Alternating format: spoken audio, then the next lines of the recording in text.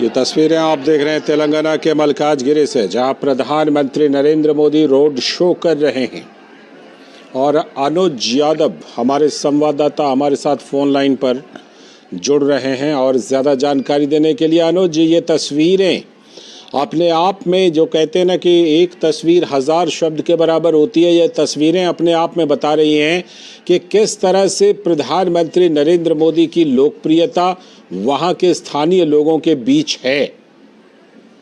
ठीक है लालचंद्र, बिल्कुल आपने सही कहा। तस्वीरें जिस तरीके से बयां कर रही हैं, दक्षिण भारत के अंदर प्रधानमंत्री नरेंद्र मोदी की लोकप्रियता इन तस्वीरों के माध्यम से दिखाई दे रही है।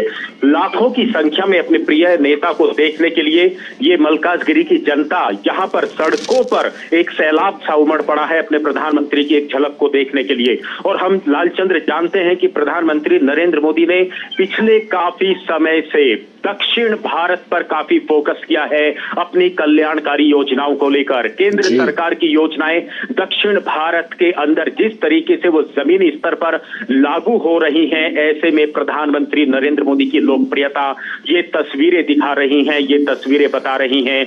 और हम जानते हैं कि आज प्रधानमंत्री नरेंद्र मोदी ने तमिलनाडु, केरल से अपनी आज दौरे की शुरुआत की है। कन्याकुमारी में आज उनका एक कार्यक्रम था, वहां भारी भीड़ देखने को मिली। केरल के अंदर, अब तेलंगाना के अंदर और कल फिर तमिलनाडु के अंदर। कुल मिलाकर दक्षिण भारत के अंदर जो प्रधानमंत्री नरेंद्र मोदी का फोकस रहा है, उनकी नीति और नीयत रही है लोगों का विकास करना, लोगों को आगे बढ़ाना, सबसे पहले राष्ट्र को प्रथम रखते हुए अपनी कार्यशैली को दिखाना, वो ही अब जनता के माध्यम से ये तस्वीरें दिखाई देती हैं। क्योंकि जब यहाँ की जनता को, आसपास के इलाकों को पता चला, तो ना सिर्फ मल्काजगिरी की बल्कि अलग अलग जिलों की जनता सुबह से ही आना शुरू यहाँ पर हो गई थी और प्रधानमंत्री नरेंद्र मोदी की एक झलक पा लेना चाहते हैं। अभिवादन यहाँ की जनता प्रधानमंत्री नरेंद्र मोदी का करती हुई इन तस्वीरों के माध्यम से नजर आ रही है। लाखों की संख्या है यहाँ पर, जो सड़क के दोनों तरफ जो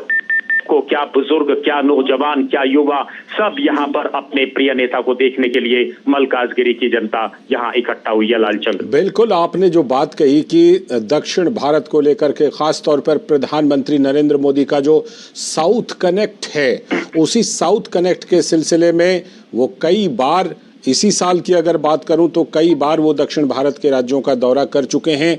इस बार भी वो एक बड़े दौरे पर निकले हैं दक्षिण भारत के। ये जो तेलंगाना में जो उनकी ये उनका जो रोड शो है, उसमें ख़ास तौर पर जिस तरह से मैं देख पा रहा हूं इन तस्वीरों में कि लोग जो उनसे मुलाकात कर चुके होते हैं, वो फिर से एक बार इस काफिले के आगे जाकर खड़े होते हैं प्रधानमंत्री को देखने और अभिवादन करने के लिए।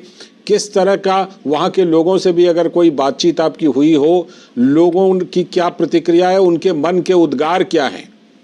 लालचंद्र, सबसे बड़ी बात है कि जिस तरीके से प्रधानमंत्री नरेंद्र मोदी का काफिला धीरे धीरे आगे बढ़ रहा है, यहाँ की जनता, लोग जो हैं इस काफिले के पीछे पीछे आगे भाग रहे हैं और लगातार प्रधानमंत्री नरेंद्र मोदी की तरफ एक कनेक्ट कर रहे हैं, उनको धन्यवाद दे रहे हैं दक्षिण भारत के लिए जो कार्य प्रधानमंत्री नरेंद्र मोदी ने किए हैं। और दूसरी सबसे बड़ी बात यह है कि बिल्कुल आपने सही कहा लालचंद्र, पिछले 2 महीने से मैं लगातार दक्षिण भारत के अंदर हूं, जो प्रधानमंत्री के अलग अलग कार्यक्रम रहे हैं। और उसका सबसे बड़ा रिकॉर्ड ये है कि पिछले 1 महीने की बात, चाहे आप केरल की कीजिए, चाहे आप तमिलनाडु की कीजिए, चाहे आप तेलंगाना की कीजिए, ये तीसरा दौरा 1 महीने के अंदर है तेलंगाना का। तमिलनाडु का भी तीसरा दौरा है। केरल के अंदर कई दौरे वो लगातार कर चुके हैं। इतने कम समय के अंदर बार बार प्रधानमंत्री का जनता के बीच में जाना और गारंटी देना, इस बात की गारंटी देना कि ये मोदी की गारंटी है, लोगों का विकास, उनका उत्थान, ये वो सारी चीजें हैं जो प्रधानमंत्री कनेक्ट करते हैं जनता के साथ। और जब प्रधानमंत्री इसी तरीके से सड़क से निकलते हैं, एक कहें तो रोड शो के माध्यम से, तो फिर जनता अभिवादन करना नहीं भूलती। और हमें तो अब इस बात को भी नहीं भूलना चाहिए, पिछले 10 वर्षों से जो प्रधानमंत्री ने दक्षिण भारत के लिए, पूरे देश के साथ साथ दक्षिण भारत के लिए जो काम किया है, अब कहीं ना कहीं वो परीक्षा का समय भी आ गया है, जिसमें अब प्रधानमंत्री भारतीय जनता पार्टी को एक अच्छे अंकों से, नंबरों से पास कराने का जो प्रण लिया है, उसका भी समय है। क्योंकि अब पूरे देश के अंदर लोकसभा का चुनाव होगा और ये तस्वीरें बताती हैं कि किस तरीके से दक्षिण भारत के अंदर भारतीय जनता पार्टी लगातार बढ़त बना रही है। वोट प्रतिशत के माध्यम से, हमने चाहे विधानसभा के चुनाव रहे हों, पिछले लोकसभा के चुनाव रहे हों, वोट प्रतिशत लगातार भारतीय जनता पार्टी का बढ़ता हुआ दिखाई दे रहा है। और अब हम इस बात को कह सकते हैं, उत्तर भारत की तरह, पूर्वोत्तर भारत की तरह अब दक्षिण भारत के अंदर लगातार कमल के जो झंडा है, बीजेपी का जो झंडा है, वो अब घरों पर, सड़कों पर, गांवों पर, शहरों में, गली गली में अब वो यहाँ पर दिखाई देता है। ये प्रधानमंत्री की लोकप्रियता, केंद्र सरकार की जो कार्य करने की जो कुशलता रही है, जमीनी स्तर पर योजनाओं को पहुंचाने की मोदी की गारंटी, वही आज जनता की भीड़ के रूप में, आज ये तस्वीरों के रूप में दिखाई दे रही है। लालचंद, बिल्कुल आपने सही कहा। अभी हाल में जो विधानसभा चुनाव हुए थे, उसमें चाहे वोट प्रतिशत हो, सीटों की संख्या हो, उसमें भारतीय जनता पार्टी ने काफ़ी सुधार किया है तेलंगाना में। ये जो मल्काजगिरी का ये इलाका है जहां पर ये रोड शो हो रहा है, मैं चाहूँगा कि देश के दूसरे हिस्से के हमारे दर्शकों को आप ज़रा बताइए कि ये मल्काजगिरी किस तरह का इलाका है, ये रोड शो कहाँ पर है, प्रधानमंत्री नरेंद्र मोदी जहाँ पर अभी रोड शो कर रहे हैं। देखिए, सबसे बड़ी बात है ये मल्काजगिरी, आप दर्शकों की जानकारी के लिए लालचंद्र बता दें, ये देश की सबसे बड़ी लोकसभा है, सबसे बड़ी लोकसभा। हम चाहे भौगोलिक स्तर से कहें या वोट के माध्यम से हम कहें यहाँ पर, और ये मल्काजगिरी का शहरी इलाका है। प्रधानमंत्री बाजार से निकलते हुए, शहर की गलियों से निकलते हुए प्रधानमंत्री जो है आगे बढ़ रहे हैं। और हम इस बात को कह सकते हैं कि ये रोड शो भले ही शहर के अंदर रखा गया हो, लेकिन मैं तो कल से ही यहाँ पर हूँ। सुबह से ही जो ग्रामीण इलाकों की जनता है वो अपने अपने अलग अलग ट्रांसपोर्ट के माध्यमों से वो यहाँ पहुँचना शुरू हो चुकी थी।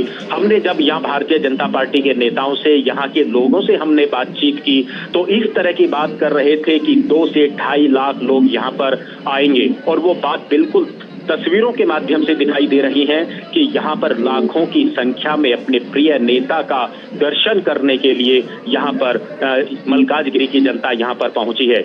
और हम इस बात को भी हम कह सकते हैं कि ये शहरी इलाका है, बड़ा इलाका है, लेकिन इसके अंदर 7 विधानसभाएं भी इसके अंदर आती हैं। तो कुल मिलाकर हम कह सकते हैं कि हर विधानसभा को कवर करने की कोशिश की है प्रधानमंत्री नरेंद्र मोदी ने। इस रोड शो के माध्यम से सभी विधानसभाओं के लोगों को, लोकसभा के लोगों को यहाँ पर आमंत्रित किया गया था। और आज इस रोड शो के माध्यम से हम इन तस्वीरों को देख रहे हैं कि सड़क के दोनों तरफ यहाँ पर युवाओं के मन में जो एक उत्साह है, और आज सबसे बड़े जो नारे यहाँ पर लगते हुए दिखाई दिए वो हर बार की तरह वही मोदी मोदी मोदी जो है यहाँ की जनता लगातार करती हुई प्रधानमंत्री के काफिले के साथ साथ आगे बढ़ रही है। लालचंद जी, दक्षिणी राज्यों की बात करें अनुज, तो हम जानते हैं कि कर्नाटक में भारतीय जनता पार्टी बहुत मजबूत रही है। उसके बाद तमाम जगहों पर भारतीय जनता पार्टी की कोशिशें जारी हैं, तमिलनाडु हो, केरल हो, आंध्र प्रदेश हो, लेकिन कर्नाटक के बाद तेलंगाना ही वो दूसरा राज्य है जहां भारतीय जनता पार्टी की दक्षिण में सबसे ज़्यादा पकड़ मानी जाती है। ये तेलंगाना जो है, यहाँ पर भारतीय जनता पार्टी और ज़्यादा कोशिशें करके और यहाँ पर कर्नाटक के बाद एक और बड़ी सफलता की कोशिश कर सकती है इस तेलंगाना राज्य में। लालचंद्र, अगर हम तेलंगाना को उत्तर प्रदेश की राजनीति से और बिहार की राजनीति से अगर हम जोड़ के देखें तो वही चीजें यहाँ भी तेलंगाना के अंदर दशकों से लगातार रही थी। वंशवाद की राजनीति, भ्रष्टाचार, उसको जब खत्म करने का जो बेड़ा प्रधानमंत्री नरेंद्र मोदी ने उत्तर भारत के राज्यों के अंदर उठाया, वहां हम आज जानते हैं कि वहां वंशवाद की राजनीति खत्म हुई है, जातिवाद खत्म हुआ है। तेलंगाना के अंदर जब लगातार प्रधानमंत्री मोदी यहाँ पर चाहे विधानसभा चुनावों की बात करें या अलग अलग जितनी भी कार्यक्रम प्रधानमंत्री के रहते हैं, उन्होंने सबसे ज्यादा टारगेट वंशवाद की राजनीति को तेलंगाना के अंदर किया, जातिवाद की राजनीति को, भ्रष्टाचार के जो मुद्दे लगातार यहाँ की अखबारों की सुर्खियां में, मीडिया में बने रहते हैं, प्रधानमंत्री ने उन पर काफी फोकस किया। लोगों के बीच में जाकर, जनता के बीच में जाकर इस बात का जिक्र किया कि आप देखिए उत्तर प्रदेश को, आज आप देखिए बाकी राज्यों के अंदर, आप देखिए मध्य प्रदेश को, आप देखिए किस तरीके से लगातार आगे बढ़ रहे हैं। तेलंगाना को अगर आगे बढ़ाना है तो वंशवाद की राजनीति को खत्म करना होगा। और इसी बात को लेकर आज हम देख सकते हैं कि तेलंगाना बिल्कुल एक नया राज्य तेलंगाना जरूर बना, लेकिन जिस तरीके से इसे विकास के रास्ते पर आगे चलना चाहिए था, जो विकास की रफ्तार होनी चाहिए थी, वो इस राज्य के अंदर नहीं दिखाई दी। और जब भारतीय जनता पार्टी की नीति, नियत और नेताओं को जब तेलंगाना की जनता आज दूसरे राज्यों के अंदर देख रही है, तो निश्चित तौर पर वो ही ऐसा ही राज्य, ऐसा ही विकसित भारत, विकसित देश को आगे बढ़ाने में अब यहाँ की जनता लगातार भारतीय जनता पार्टी का समर्थन करती हुई नजर आ रही है। और ये सिर्फ तस्वीरों के माध्यम से नहीं, ये तो वोट प्रतिशत जिस तरीके से लगातार तेलंगाना के अंदर बढ़ा है, चाहे विधानसभा चुनाव की बात करें, बाकी चुनावों की बात करें, प्रधानमंत्री नरेंद्र मोदी की रैलियों में 2 लाख से लेकर 5 लाख तक की जनता का आना इस बात का सबूत है कि अब यहाँ की जनता भी बदलाव चाहती है और देश के विकास में, राष्ट्र के विकास में प्रधानमंत्री का साथ देना चाहती है। लालचंद अनुज, तेलंगाना में प्रधानमंत्री का ये रोड शो तो चल रहा है मल्काजगिरी में, प्रधानमंत्री के इस दौरे के दौरान तेलंगाना में प्रधानमंत्री के कुछ और कार्यक्रम भी हैं क्या? देखिए, तेलंगाना के बाद प्रधानमंत्री अब तमिलनाडु से आज उनकी शुरुआत हुई थी, केरला के अंदर थे, अभी शाम को तेलंगाना के अंदर, और इसके बाद प्रधानमंत्री नरेंद्र मोदी तमिलनाडु के में भी जाएंगे। तमिलनाडु में भी उनके कार्यक्रम रहेंगे। तो निश्चित तौर पर तेलंगाना के अंदर कल कार्यक्रम रहेंगे। तो निश्चित तौर पर कल जनसभा जो है वो तेलंगाना के अंदर होगी, जो मल्काजगिरी से करीब 150 किलोमीटर का इलाका है, और करीब 5 से 7 लाख लोगों को वहां आमंत्रित किया गया है। एक बड़ा जनसमूह वहां पर इकट्ठा होगा, और कल के बाद फिर प्रधानमंत्री तमिलनाडु में भी रहेंगे। तो कुल मिलाकर लगातार दक्षिण भारत के अंदर प्रधानमंत्री के ये दौरे बता रहे हैं, और यहाँ की जिस तरीके से जनता अपने नेता का अभिवादन करने के लिए रैलियों के अंदर, रोड शो के अंदर, बाकी कार्यक्रमों के अंदर जो जनता आ रही है, अभी इस बात का संकेत मिला है कि इस बार शायद भारतीय जनता पार्टी को एक बड़ी जीत, बहुत बड़ी जीत दक्षिण भारत से मिलेगी। हम जानते हैं कि जो मीडिया के अंदर जिस तरह की बातें लगातार आती हैं, जो पत्रकार हैं, चाहे बाकी चुनाव विश्लेषक हैं, वो इस बात का हमेशा जिक्र करते थे कि दक्षिण भारत के अंदर भारतीय जनता पार्टी का उदय होना, यहाँ पर उसकी बढ़त होना काफी मुश्किल लगता है। लेकिन पिछले कई वर्षों से अब राजनीतिक पंडितों की वो भविष्यवाणी लगातार गलत साबित होती रही है, और इसको गलत साबित कर रही है दक्षिण भारत की जनता, तमिलनाडु की जनता, तेलंगाना की जनता। लालचंद्र, अनुज, जिस तरह प्रधानमंत्री नरेंद्र मोदी ने बीजेपी के लिए 370 का और एनडीए के लिए 400 पार का नारा दिया है, वैसे में जो तेलंगाना की 17 सीटें हैं, भारतीय जनता पार्टी की पूरी कोशिश होगी कि अपनी पार्टी के लिए भी और उनके जो गठबंधन के सहयोगी हैं उनके साथ तेलंगाना की 17 सीटों में से ज़्यादा सीटों पर जीत दर्ज की जाए। लालचंद्र, अब तो 400 पार के नारे दक्षिण भारत की जनता भी लगा रही है। 370 बिल्कुल, ये भारतीय जनता पार्टी 370 के आंकड़े को पार करना चाहती है, 370 के आंकड़े को छूना चाहती है, और 400 पार का जो आंकड़ा है निश्चित तौर पर वो अपने जो सहयोगी दल हैं उनके साथ मिलकर 400 का आंकड़ा पार करना चाहती है। आपने उत्तर भारत के अंदर तो 400 पार का नारा आपने सुना, लेकिन दक्षिण भारत के अंदर जब इस तरह के नारे लगते हैं तो एक बड़ी उम्मीद किसी भी राजनीतिक दल को जगती है, और निश्चित तौर पर भारतीय जनता पार्टी को उम्मीद जग रही है। क्योंकि सबसे बड़ी बात यह है कि दक्षिण भारत के अंदर युवाओं के साथ साथ जो महिलाओं की भागीदारी है जन समूहों के माध्यम से, वो यहाँ पर दिखाई देती है। हमने आज के रोड शो में भी ये तस्वीर हम लगातार देख रहे हैं कि महिलाओं की जो भागीदारी बढ़ रही है बहुत बड़ी उम्मीद पैदा करती है। और देखिए, महिलाओं की भागीदारी क्यों बढ़ रही है? महिलाओं की भागीदारी, युवाओं की भागीदारी बढ़ने के पीछे जो सबसे बड़ा कारण है वो है केंद्र सरकार की तरफ से, मोदी सरकार की तरफ से जो कल्याणकारी योजनाएं घरों तक पहुंची हैं। महिलाओं के लिए उज्ज्वला योजना हो, आवास की योजना हो, ऋण उपलब्ध कराने की योजना हो, किसानों के लिए अनेकों योजनाएं चल रही हैं जिसमें लोगों का जीवन स्तर काफी ऊपर उठ रहा है। वो सारी तमाम जो योजनाएं हैं वो जब लोगों को मिलती हैं, लोगों को अपनी सरकार, अपने नेताओं से जब उम्मीदें होती हैं, जब वो पूरी होती हैं, तो इस तरीके का जन सैलाब सड़कों पर निकलता हुआ दिखाई देता है। और अब दक्षिण भारत के अंदर भी ये सैलाब लगातार भारतीय जनता पार्टी के झंडे को लेकर आगे बढ़ेगा, उसको बुलंद करेगा, ऐसी उम्मीद भारतीय जनता पार्टी को भी है। और प्रधानमंत्री नरेंद्र मोदी तो लगातार इसके लिए प्रयास कर ही रहे हैं, क्योंकि प्रधानमंत्री नरेंद्र मोदी का शुरू से एक मानना रहा है कि कोई राज्य हो, वहां किसी भी सरकार हो, चाहे विपक्ष की सरकार हो, लेकिन हमने पिछले 10 वर्षों के अंदर हमने देखा कि हर राज्य को केंद्र सरकार से बराबर का पैसा हर राज्य को भेजा गया, हर राज्य की जनता के लिए, महिलाओं के लिए, युवाओं के लिए भेजा गया। और जब इस तरह की नीति और नियत किसी भी नेता की और किसी भी प्रधानमंत्री की रहती है तो लालचंद्र, तस्वीरें बदलती हैं।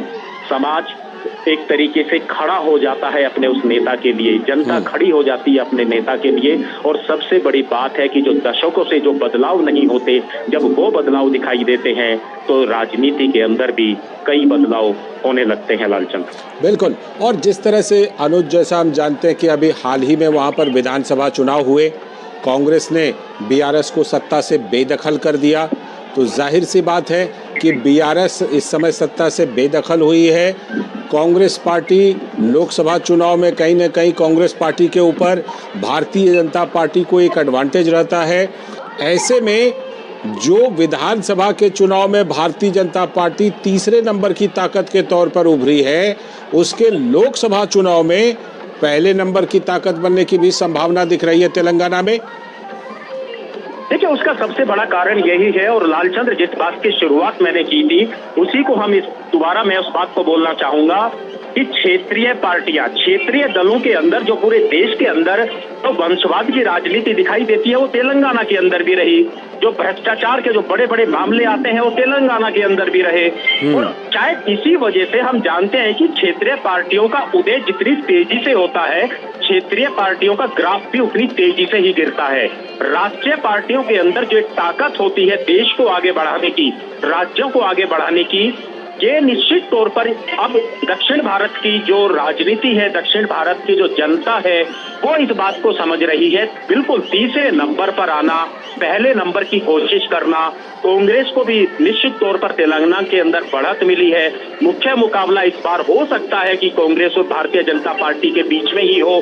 कौन कितना आगे बढ़ेगा ये देखने वाली बात जरूर है। और दूसरी सबसे बड़ी बात यही है कि क्षेत्रीय पार्टियों से आखिर जनता का इतनी जल्दी मोह क्यों भंग हो जाता है, ये एक सवाल राजनीति के अंदर एक बड़ा सवाल है। अब ये तेलंगाना के अंदर भी हम चाहे इसकी बात करें, तमिलनाडु के अंदर चाहे हम इसकी बात करें, क्यों दशकों तक हमने देखा, उत्तर प्रदेश के अंदर हमने दशकों तक देखा कि किस तरीके से, बिहार के अंदर हमने दशकों तक देखा किस तरीके से वंशवाद की राजनीति ने राज्य को पीछे किया, वहां के लोगों को पीछे किया। तो अब आने वाली जो पीढ़ी है, आज की पीढ़ी है, वो बहुत तेजी से बदलाव चाहती है, अपने इलाके का विकास चाहती है। आज जब जनता अपना वोट देने के लिए अपने घर से निकलती है तो वो कई बार सिर्फ सोचती नहीं है, बल्कि पीछे जाकर इस बात को देखती है, आकलन करती है कि मेरे लिए, मेरे इलाके के लिए किस पार्टी ने क्या कुछ काम किया। और पिछले 10 साल से केंद्र की राजनीति में, देश की राजनीति में भारतीय जनता पार्टी ने, मोदी सरकार ने जिस तरीके से काम किया है, वो तस्वीरें आकर्षित करती हैं, प्रभावित करती हैं दूसरे राज्यों के उन युवाओं को जो अपने आप को बढ़ते हुए देखना चाहते हैं, जो अपने इलाके को बढ़ते हुए देखना चाहते हैं। तो निश्चित तौर पर भारतीय जनता पार्टी ने जिस तरीके से अपनी एक पैठ अपने कार्यों से, अपने कामों से दक्षिण भारत के अंदर बनाई है पिछले 10 वर्षों में, उसी का रूप और स्वरूप इन तस्वीरों के माध्यम से सड़कों पर उमड़ती हुई इस जनता के माध्यम से लालचंद्र आप देख सकते हैं। और ये पहला रोड शो नहीं है। आप जिस इलाके के अंदर प्रधानमंत्री जाते हैं, दक्षिण भारत हो, उत्तर भारत हो, कोशिश करते हैं कि रोड शो के माध्यम से एक जनता के बीच में सीधा कनेक्शन हो, एक कनेक्ट हो, संवाद हो। और हमने तो कई बार देखा है कि प्रधानमंत्री रोड शो में भी कई लोगों से बातचीत करते हुए नजर आते हैं। एक एक व्यक्ति को अभिवादन करना, हाथ हिलाना, युवाओं का जोश जो है वो देखते ही बनता है। तो ये तस्वीरें बहुत कुछ प्रदर्शित करती हैं, बहुत कुछ बताती हैं। ये वो तस्वीरें नहीं हैं जो सिर्फ रोड शो के माध्यम से जनता का सिर्फ सड़कों पर आना नहीं। सबसे बड़ी बात है कि इन रोड शो के माध्यम से अपनी एक भावनाओं का प्रदर्शन यहाँ की जनता प्रदर्शित करते हुए नजर आती है अपने प्रिय नेता के प्रति।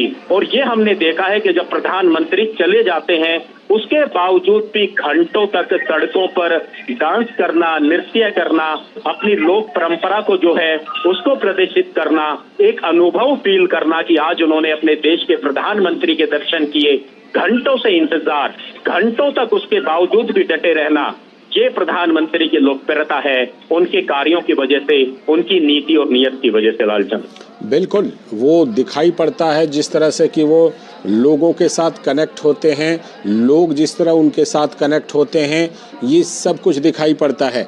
इस रोड शो में अनुज, अगर मैं बात करूं, प्रधानमंत्री नरेंद्र मोदी के साथ केंद्रीय मंत्री जी किशन रेड्डी हैं और वहां पर जो उनके लोकसभा के बीजेपी के उम्मीदवार हैं एटाला राजेंद्र, वो भी हैं। एटाला राजेंद्र की जी के जो उम्मीदवार हैं वो तो बिल्कुल प्रधानमंत्री की जीत पे जो है लगातार उनके साथ चल रहे हैं। जी, मैं उन्हीं के बारे में जानना चाह रहा था कि उनकी कुछ बैकग्राउंड, उनका कुछ पृष्ठभूमि अगर आपको आपकी जानकारी में हो तो वो हमें शेयर कीजिए। देखिए, लंबे समय से संगठन से जुड़े रहे हैं। भारतीय जनता पार्टी के लिए उन्होंने अपना जो है कई दशकों से अपना जो जीवन है भारतीय जनता पार्टी को समर्पित यहाँ पर किया है, उनके कार्यों की वजह से, खास तौर से जो इनका एक सामाजिक जो उनका लोगों से जुड़ाव है, उसकी वजह से उनकी एक काफी बड़ी लोकप्रियता इस इलाके के अंदर है।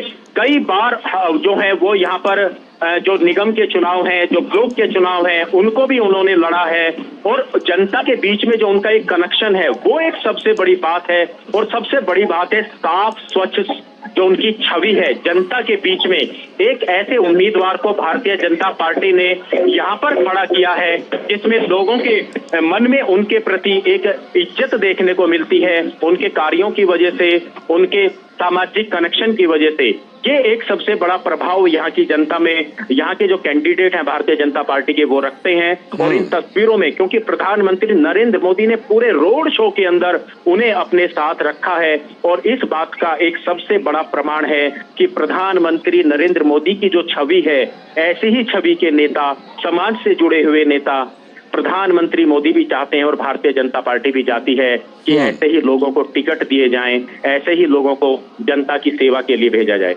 बिल्कुल, आप हमारे साथ बने रहिएगा। हमारे साथ वरिष्ठ पत्रकार शेखर अय्यर जी भी हैं, मैं उनसे जुड़ता हूं, आप भी बने रहिएगा हमारे साथ। शेखर सर, जो हम साउथ कनेक्ट की बात कर रहे थे, प्रधानमंत्री नरेंद्र मोदी के लिए, भारतीय जनता पार्टी के लिए तेलंगाना वो राज्य है जहां कर्नाटक के बाद अगर हम कहें तो भारतीय जनता पार्टी की सबसे ज्यादा, यानी दूसरे नंबर पर, फिलहाल की बात कर रहा हूं, फिलहाल तेलंगाना ही वो राज्य है जहां पर भारतीय जनता पार्टी के विस्तार की सबसे ज्यादा संभावना है और सबसे ज्यादा दूसरे नंबर की पकड़ भी है तेलंगाना में। चंद जी, आपने देखा कि 2018 विधानसभा चुनाव और 2023 विधानसभा चुनाव, उसमें 2018 में बीजेपी को 7% वोट मिली थी, अब 2023 में जाके 14% वोट मिला है। और जब लोकसभा में कम से कम 4 सीटें तेलंगाना बीजेपी के है। अब बीजेपी उम्मीद कर रही है कम से कम 10 से ऊपर ले जाने की, जब कुल सीट वहां पे 17 सीट है।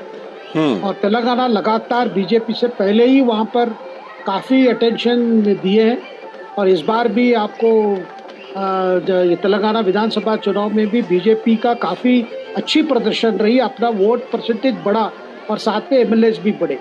इसीलिए अभी इस लोकसभा चुनाव में भी, क्योंकि पिछले चुनाव में 4 सीटें मिली थी लोकसभा चुनाव में, इस बार ज्यादा उम्मीद है। कई लोग भारत राष्ट्रीय समिति से भी लोग छोड़ के इस पे शामिल हो रहे बीजेपी में, इसलिए ज्यादा उम्मीद है। आज अभी जो हम देख रहे हैं, ये जो प्रदर्शन, प्रधानमंत्री जी का रोड शो, लोगों को उत्साह और मलकजगिरी, जैसे आपके संवाददाता कह रहे थे, ये सबसे बड़ा लोकसभा चुनाव क्षेत्र है जो हैदराबाद से लगा हुआ है।